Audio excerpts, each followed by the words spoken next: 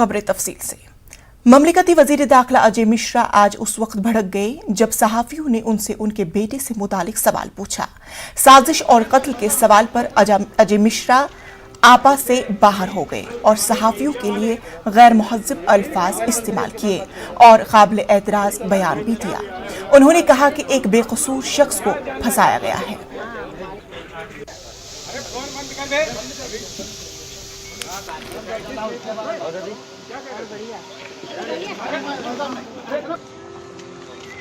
ऐसे यही हमारे मीडिया वाले मोबाइल बंद करिए, उसके बाद बात करिए। मंत्री जी, आपके बेटे पर जो और धाराएं लग गई हैं उस पर क्या काम है, उस काम के बारे में बात करो कि धाराओं के बारे में नहीं जो SIT नहीं जानती। ऐसा है, बेवकूफी के सवाल मत करा करो। दिमाग खराब है क्या?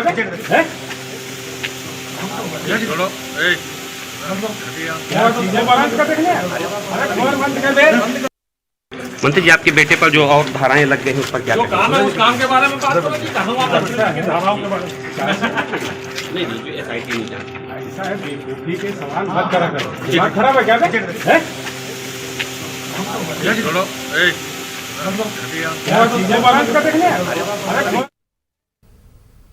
MIM सदर असदुद्दीन ओवैसी ने कहा कि SIT की रिपोर्ट आने के बाद वजीर अजय मिश्रा को फौरी तौर पर वजारत के ओहदे से हटा दिया जाना चाहिए, लेकिन मोदी सरकार इस मामले को चुनाव से जोड़कर देख रही है।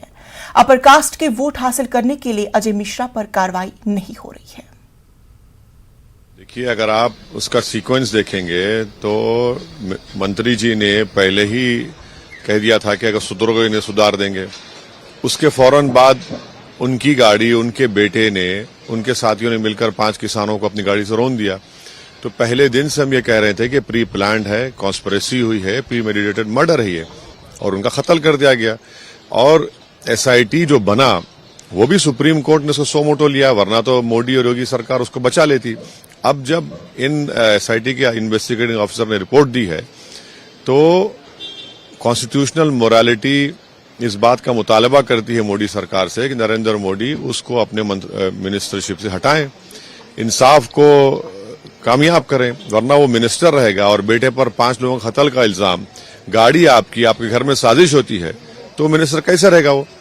तो उनको उस मिनिस्टर को फौरन बर्खास्त करना चाहिए। मगर मुझे यकीन है कि देश के प्रधानमंत्री नरेंद्र मोदी उनको नहीं हटाएंगे, क्योंकि उस मिनिस्टर के अपर कास्ट के वोट उनको चाहिए चुनाव में, इसलिए उनको रखेंगे और होगा ये कि इंसाफ का कत्ल हो जाएगा दोबारा। प्रधानमंत्री उसको चुनाव से देख रहे हैं, क्योंकि जिस कास्ट से उनका ताल्लुक है वो अपर कास्ट है, तो इसलिए उस कास्ट के वोट को हासिल करने के लिए प्रधानमंत्री उनको मंत्री पद पर रखेंगे। ये बहुत गलत बात है और इससे इंसाफ की नाकामी होगी, इंसाफ का कत्ल होगा। आंध्र प्रदेश के जिला मशरकी गोदावरी में पेश आए सड़क हादसे में 10 अफराद हलाक हो गए, जबकि जख्मियों की तादाद 22 हो गई है। महलूकीन में खवातीन की तादाद ज्यादा है। वेलियोरो पाड्रो से जंगारेड्डी गोडियम जा रही RTC बस ब्रिज पर से नहर में जा गिरी। जख्मियों को करीबी दवाखाने मुंतकिल किया गया। इमदादी टीमें मकामी हादसा पर पहुंच गए हैं। राहतकारी काम जारी है। बस में 47 मुसाफिर सवार थे।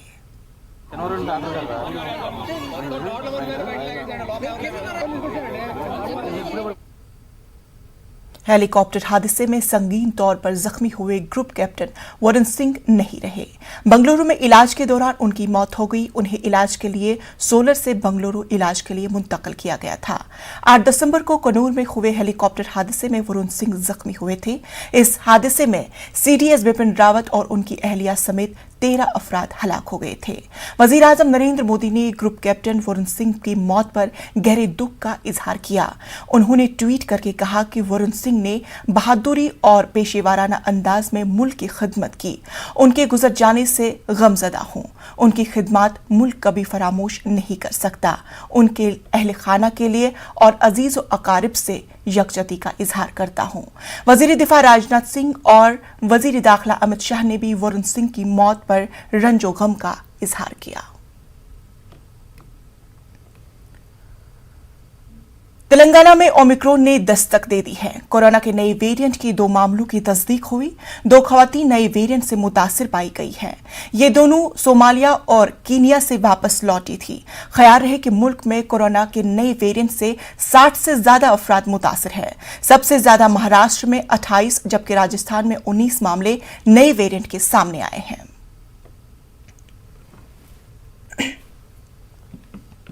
इसी दौरान सोमालिया से हैदराबाद पहुंचने के बाद ओमिक्रॉन से मुतासिर होने वाला शख्स जो लापता हो गया था, इसे सिटी पुलिस ने पकड़कर हॉस्पिटल मुंतकिल कर दिया है। अब्दुल्ला अहमद नूर की सिटी पुलिस ने पैरामाउंट कॉलोनी टोरीचौकी से पकड़कर Telangana institute of medical science मुंतकिल कर दिया गया है। मुतासरा शख्स 12 दिसंबर को शारजा से हैदराबाद पहुंचा था।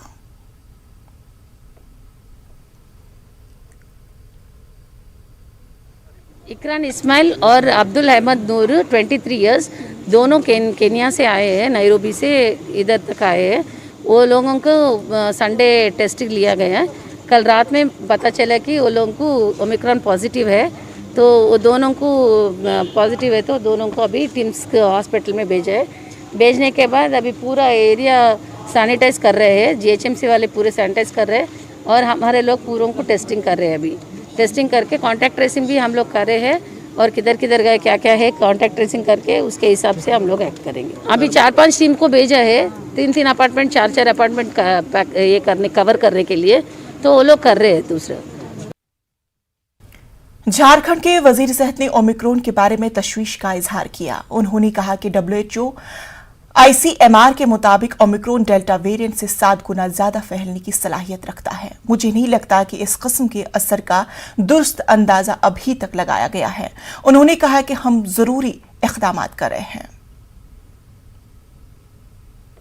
देखिए, निश्चित तौर पर जो हम लोगों ने पहले 4 वेरिएंट देखे हैं जिसमें सबसे ज़्यादा खराब असर हुआ है डेल्टा का, और ये ओमिक्रॉन के बारे में बताया जा रहा है WHO ICMR और वैज्ञानिक द्वारा कि ये डेल्टा से भी 7 गुना ज़्यादा इसके स्प्रेड करने की क्षमता है। इसी के साथ इसको 30 प्रकार से इसके रूप रंग बदलने के भी आसार हैं, इसके मतलब प्रकार। तो अलग अलग तरीके से अभी तक इसको सही प्रकार से वैज्ञानिकों ने अभी तक इसका सही मूल्यांकन मैं समझता हूँ नहीं हो पाया है, नहीं कर पाए हैं। हो सकता है कि ये भविष्य में इसके एक और घातक इसके दुष्परिणाम पड़ सकते हैं, इसलिए हम सभी लोगों को सतर्क होने की आवश्यकता है। इसी के साथ वक्त हुआ छोटे से वक्फे का। बने रहिए न्यूज़ 18 उर्दू के साथ।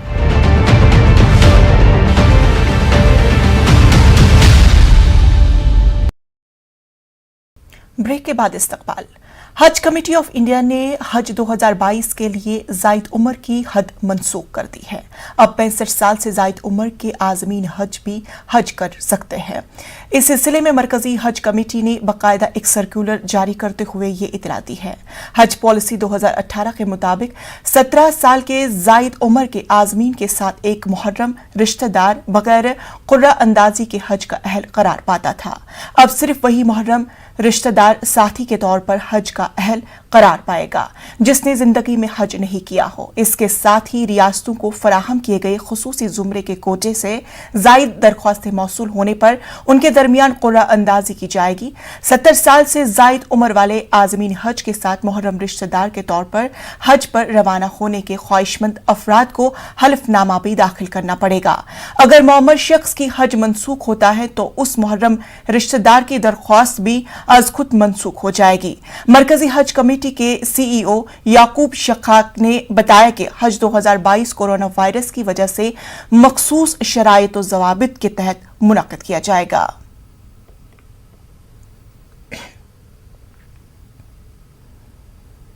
दिल्ली का दिल दहलाने वाले कैनॉट प्लेस में दफ्तरों का किराया सबसे ज्यादा है। दुनिया भर में महंगाई के मामले में 17वें नंबर पर है। 2020 में ये पूरे दुनिया में 25वें नंबर पर था। हमारी नुमाइंदा रचना ने इसका जायजा लिया।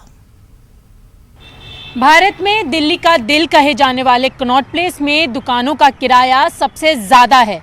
कैनॉट प्लेस में दुकानों का जो किराया है वो दुनिया में 17वें नंबर की सूची में दर्ज किया गया है। संपत्ति सलाहकार फर्म JLL की रिपोर्ट में ये बात सामने आई है। इस वक्त हम कनॉट प्लेस में ही खड़े हुए हैं और जो लोग यहाँ पर अपनी दुकानें चलाते हैं, यहाँ आप देखें तो सभी इंटरनेशनल ब्रांड्स हैं, तमाम यहाँ पे ऑफिसेज़ हैं। हर किसी की तमन्ना होती है कि दिल्ली के कनॉट प्लेस में वो अपनी दुकान खोलें।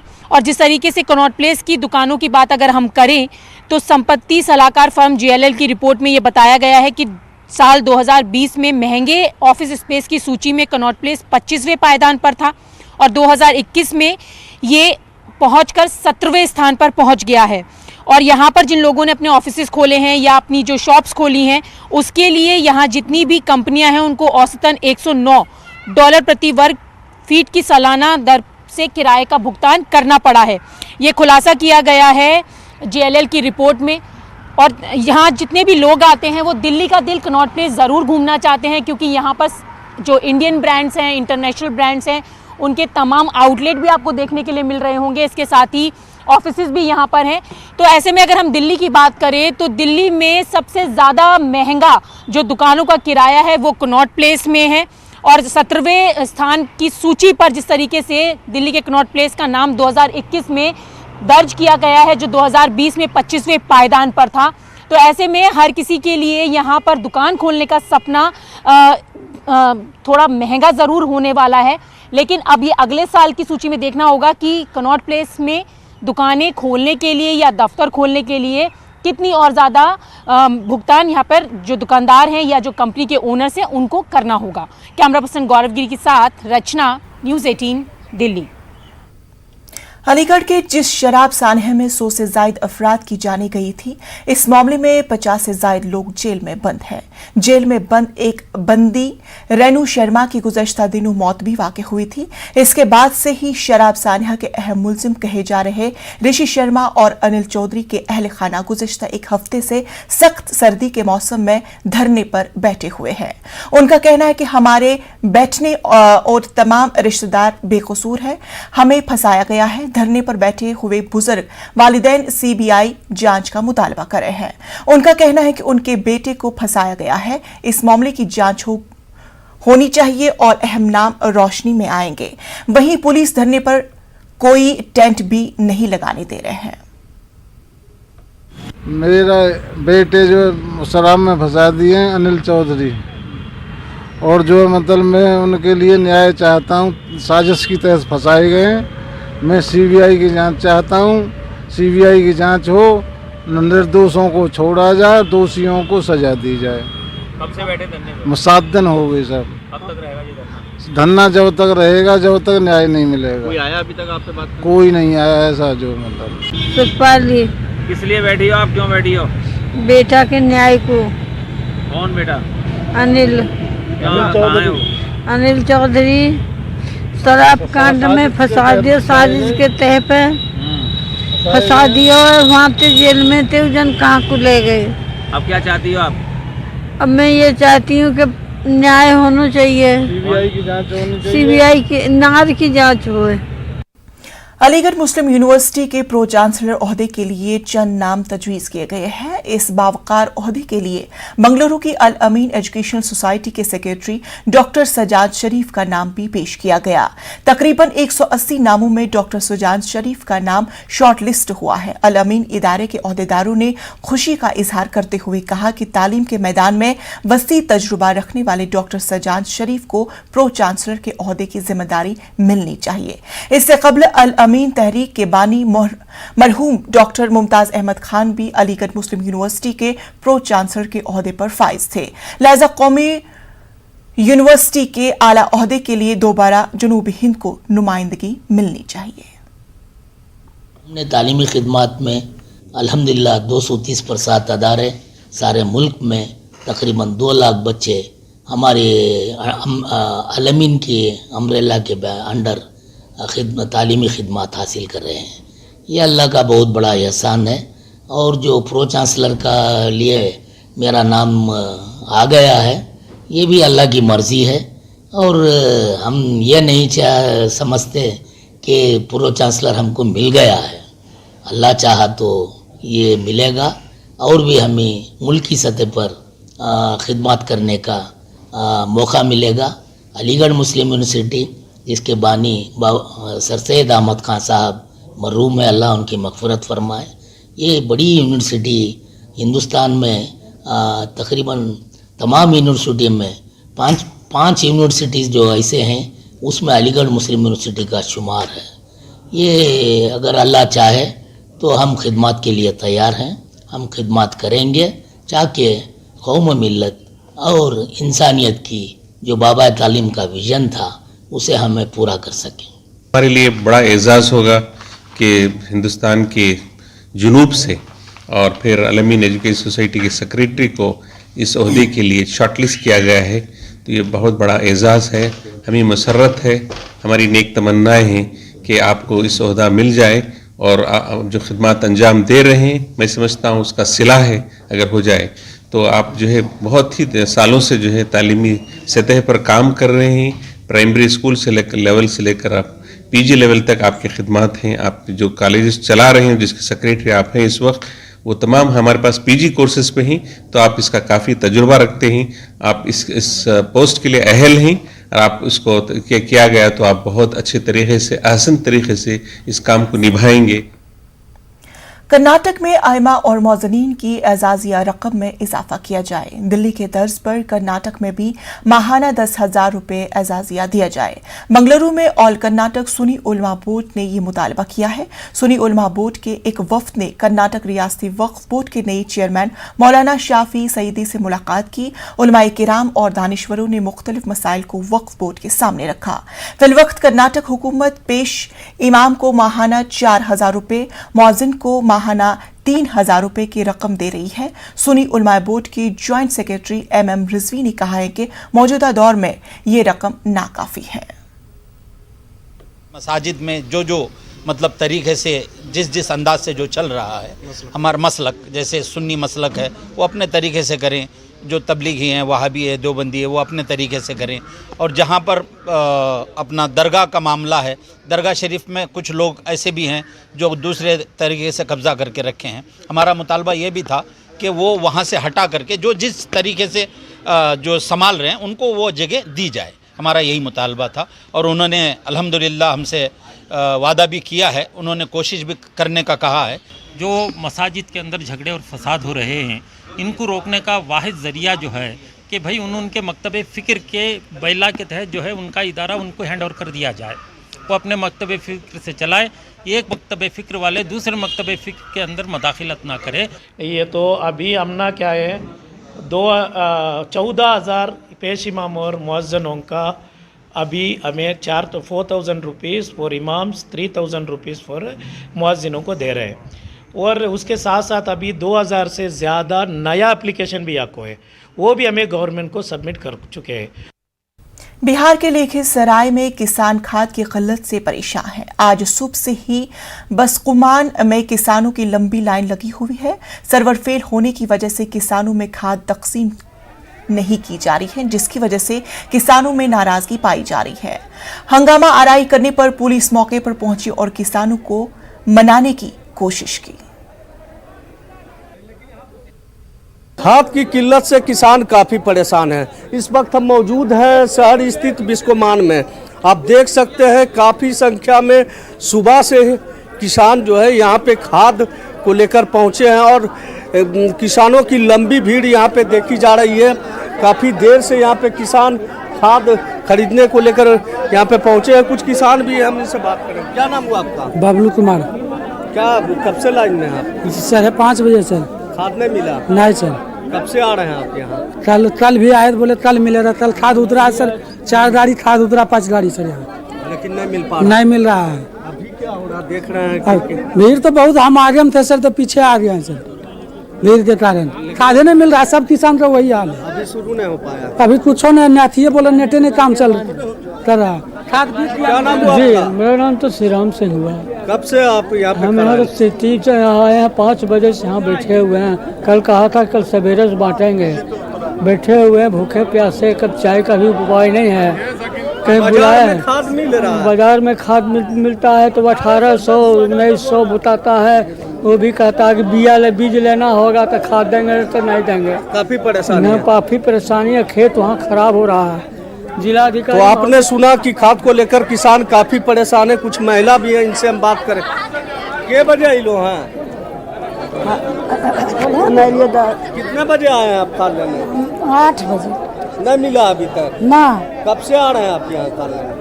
आए लिए कल आया, कल भी आए, आज भी। कहाँ से आई हैं आप? पनगारा से। काफी परेशानी हो रहा है? हाँ। बुआई हुआ? खेत में बुआई किए? ना। नहीं। क्या नाम हुआ आपका? पंचा देवी। तो आपने सुना खाद के किल्लत के कारण किसान काफी परेशान है। राकेश, न्यूज 18 लखीसराय। कोरोना वबा के दौरान बाहमी इमदाद व इन्हसार का जज्बा मुस्तहकम हुआ है। मुल्क इस वबा से मुत्तहिद होकर मुकाबला कर रहा है। टीकाकारी के ऐलान के बाद हम बेहतर ताउन करें, जिससे हम कोरोना को मात देने की जानिब कदम बढ़ा सके। नेटवर्क 18 इस मुहिम में हर कदम आपके साथ रहेगा। जब तक सभी महफूज नहीं, तब तक कोई महफूज नहीं होगा। इसी सोच की बुनियाद पर हमारी मुहिम संजीवनी का मकसद ये यकीनी बनाना है कि वैक्सीन पाना सभी हिंदुस्तानियों का हक है।